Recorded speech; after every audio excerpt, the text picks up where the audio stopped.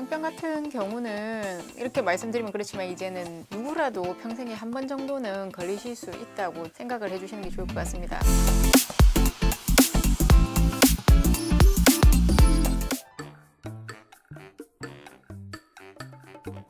만약에 이 성병에 걸리시게 된다면은 배우자의 안전을, 건강을 위해서라도 언제라도 이제 숨김없이 서심탄회하게 서로 말씀을 나누시는 게 서로에게 많은 도움이 되리라고 생각합니다. 처음에 생각하실 때는 이제 얘기를 하면 나를 어떻게 볼까라는 생각 때문에 얘기하시기가 정말 이제 난감하실 건데요. 미국에서 한 연구 논문에 따르면 자신의 그 어떤 질환 상태를 고백했을 때 생각보다 이제 솔직하게 말한 것에 대해서 가산점이 주어지면서 오히려 서로 간의 신뢰관계가 좀 더 구축이 된다라는 그런 연구 결과도 있는 상태입니다.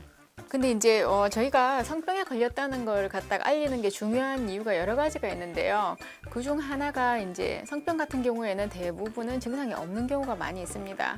근데 이제 병에 걸린 기간이 오래되다 보면은 아무래도 이 병에 의해서 여러 가지 질환들이 유발이 되게 되는데요. 그에 대한 합병증 때문에 골반염이라든지 또는 자기도 모르게 불임이 되는 경우도 있을 수 있고요.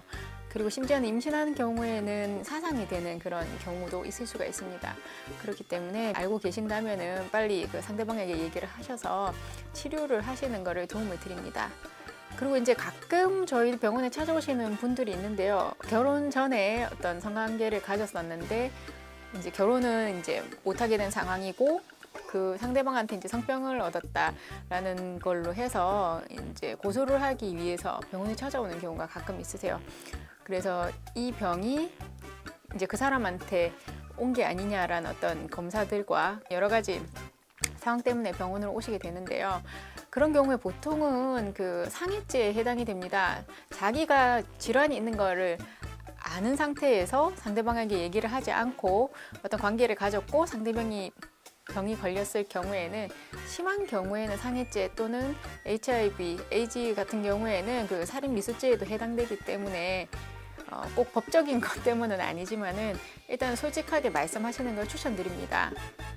말씀을 드릴 때는 사실 가장 좋은 방법은 서로 얼굴을 마주 보고 시간 약속을 정해서 솔직하게 자신의 상태에 대해서 말씀하시는 게 가장 좋습니다. 상대방을 보기가 너무 민망하고 그 상대방이 화를 내는 것에 대해서 두려워하기 때문에 전화를 한다던가 문자를 보낸다던가 이메일을 보낸다던가 하는 것은 본인은 편할지는 모르겠지만 받아들이시는 분의 입장에서는 충격이 보통 1.5배가 된다는 WHO 연구 논문의 결과가 있습니다. 현재는 사귀지 않는다거나 아니면 헤어졌다거나 이런 경우에는 직접적으로 만나서 일일이 다 연락을 할 수가 없기 때문에 그 다른 서비스 중에 하나는 이메일이나 핸드폰 번호를 알고 있으면은 상대방에게 성병의 가능성이 있으니 검사를 받아보시오라는 그런 메시지를 보내는 서비스들도 온라인에서 실시되고 있습니다. 아쉬운 점이 있다면 우리나라에서는 아직 한글 버전은 없는 상태입니다. 어떻게 보면 방금 말씀드렸던 얘기랑 상반되는 경우일 수도 있는데요. 얼굴을 직접 대면하는 게 가장 좋기는 하지만 의사들이 거시적인 관점에서 본다면 질병의 전파를 막기 위해서는 어쨌든 상대방이 아는 것이 좋고 빨리 치료를 받는 게 질환 전파가 늦어지는 거기 때문에 이메일이나 텍스트 메시지를 사용해서라도 익명의 메시지를 보내는 것이 전반적인 공중보건 건강에서는 훨씬 도움이 된다는 내용이 나와 있습니다. 사랑하는 사이에선 달콤한 말도 있고 투닥투닥 싸우는 일도 있고 여러 가지 일들이 있습니다. 우리나라 입장에서는 사실 많이 성에 대해서 보수적인 경향이 많이 있기 때문에 얘기하는 것이 분명 좋은 일만 있는 것은 아닙니다. 하지만 상대방의 건강을 위하신다면 좀 더 용기를 내서 서로 같이 치료를 받으시고 건강한 삶을 유지하시길 권유드립니다.